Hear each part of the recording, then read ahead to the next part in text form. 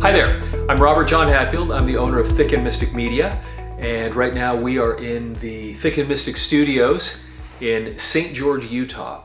And just wanted to take a couple of minutes to talk to you about sound. And we did another one of these videos earlier with a microphone that we have here in the studio that's an AKG C414. And I want to do another video about another condenser microphone that's a little bit different, has a little bit different personality and a little bit different story, but still wanted to show this to you. Now, something that anybody in the media industry understands is that if you don't have good audio, your video isn't any good.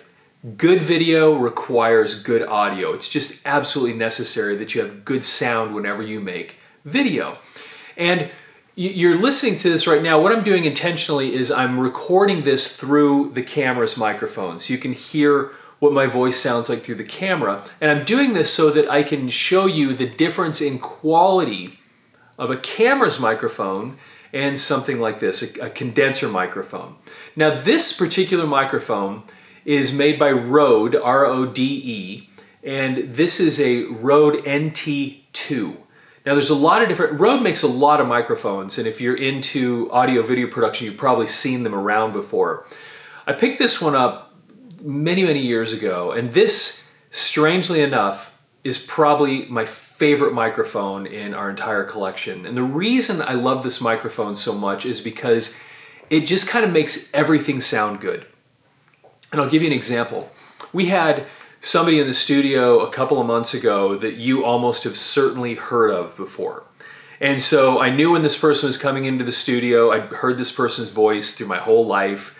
So I was very familiar with how she sounds. And so we took her into one of our sound rooms, and I had her set up with one of our best microphones, and was sitting there waiting, and got in place, and we did sound check, and we're having her start to go through some of the scripts. And I'm in the control room listening, and it just didn't sound right for some reason. And I got in the talkback mic, and I spoke to her in the headphones, and I said, "How close are you to the microphone right now?" Because usually with these kinds of microphones, to get that really big sound, you want to be in that less than a foot range of the microphone. And she says, "I'm about 6 to 8 inches." And I thought, something just doesn't sound right. So I walk into the sound room, and I said, something doesn't sound quite right. She says, "I thought the same thing." So I disconnected that microphone, and I grabbed this one, and I took it in and set it down, and then I went back in the control room, turned on the volume, and there it was. It just fixed it. Her voice, it was there. There was the voice. So it's interesting because this is not really a top shelf microphone, but it is a great mic nonetheless. And like I said, it's made by Rode, and Rode, just across the board, my opinion, all the Rode microphones, because I've got more than this one here, just makes great stuff. They just sound fantastic. So this is a condenser microphone. Now, I talked about this in the other video. A condenser microphone means that it requires power, and we refer to that power as phantom power. And so sometimes on your little mixer that you're plugging your microphone into, you'll see the number 48 or 48V or phantom, and they're all the same thing. They're basically providing power to this microphone to make it work. And this microphone has similar patterns to the microphone that I showed before that was the AKG C414.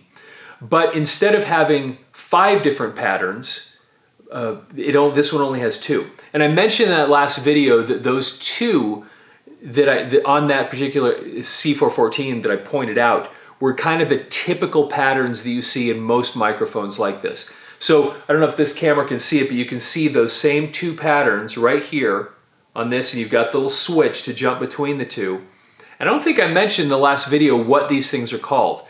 The one on the left here that looks like a circle, that is omnidirectional. So when you put it on that circle, that means this microphone evenly picks up sound in a pattern, a circular pattern. So all the way around from the same distance, you're going to get the same level of sound. The one over to the right that looks like a half circle with a little dimple is cardioid.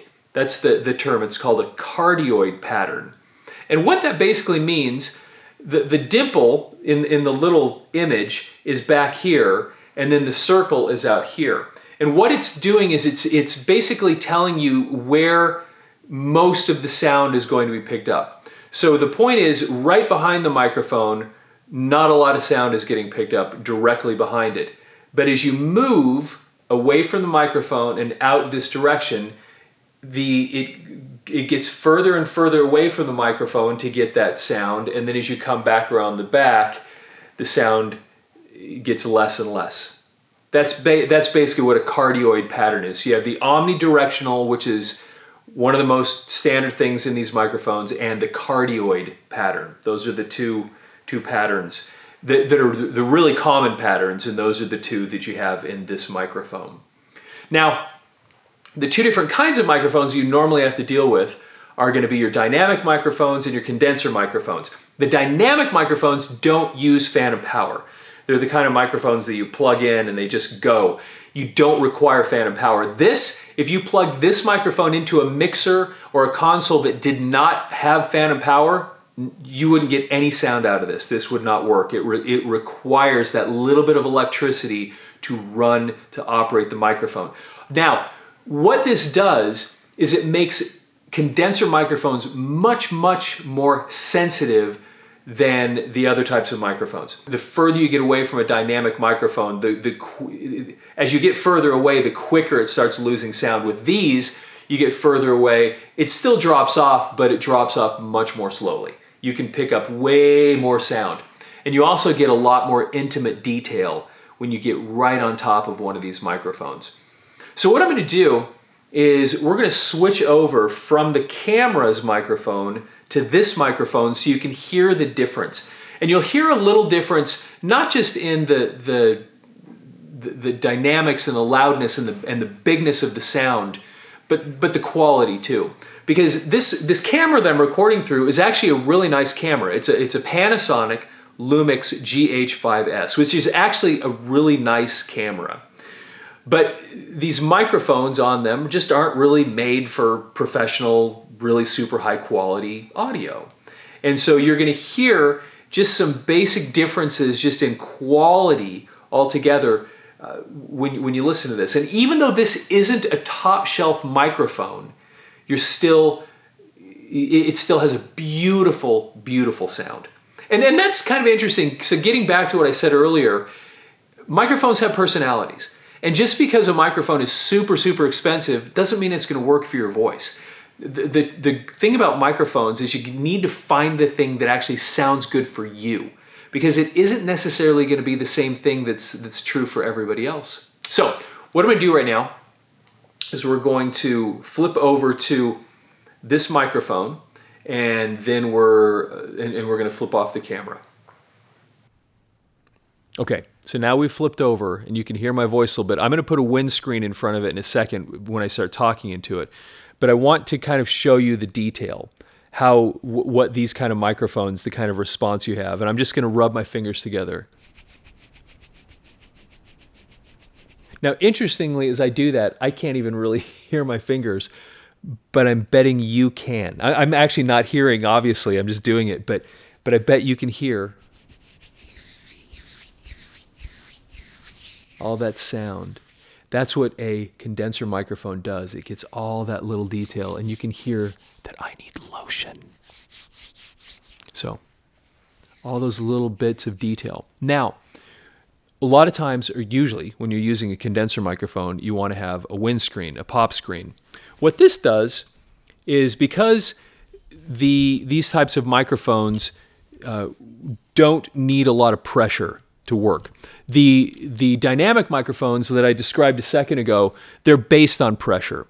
You put a lot of pressure into them to get sound. And so you'd use a dynamic microphone for things that are really, really loud, where something like this, you don't necessarily use it for loud noises. You use it for more things where you want detail.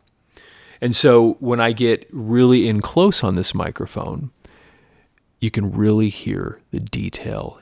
A microphone like this will be used for people that croon, singers that really want some sort of a really, really intimate sound when they're recording, will use this type of a microphone because it really gives you that. It allows you to feel so intimate and really, really be inside. And also when you whisper. So right now I'm whispering into this microphone and you can really hear the detail of that whisper, and it's very clear. So that's kind of what a condenser microphone does. It gives you this incredible detail. And even with that, I can step back a couple of feet. And even though you can tell that it does get a little bit quieter, you can still hear that full body sound. I'm actually going to go back even a little bit farther right now. And still, and I can't hear it obviously, but I've worked with this enough, I have a pretty good idea of what you're going to hear. You can still hear some really solid, very bigger sound. And then once again, with these microphones, what you usually want to do is you want to be, the sweet spot is somewhere in that 6 to 8 to maybe a foot away, somewhere in there, and you're in that sweet spot. But I tell you, I've worked with these so much. I love being able to get up here and sing really close into the microphone. I love how that sounds. There's some really amazing stuff that happens with it. So anyway, that's, like I said, this is a Rode NT2. So it's a little bit more of that lower mid-range area of microphones, but still it sounds amazing. And there are so many microphones that you can get today, condenser microphones that just have just such great sound. And you don't have to spend $1,000 or $2,000 on a microphone. You can get something like this and you'll still have awesome sound. Now, I'm showing you this because we here at the Thick and Mystic Studio, we have a library of microphones, of condenser microphones and dynamic microphones for all different applications. And so we highly encourage you to come into the studio periodically and get some really good recordings, because adding that incredible audio sound takes your videos and it just launches them to a new level. And it adds a level of professionalism that you will never really quite get with the audio in a phone or a camera. You can get some real benefit from coming in and getting a nice professional video and some really great sounding audio to supplement everything else you're doing. So anyway, just wanted to show you that. That's a condenser microphone. In this case, it's a Rode NT2, and that's the kind of sound you get with that. Anyway, thank you for taking the time to watch. Please like this video, subscribe to our channel, and leave any comments below. We'd love to hear from you. And see you soon.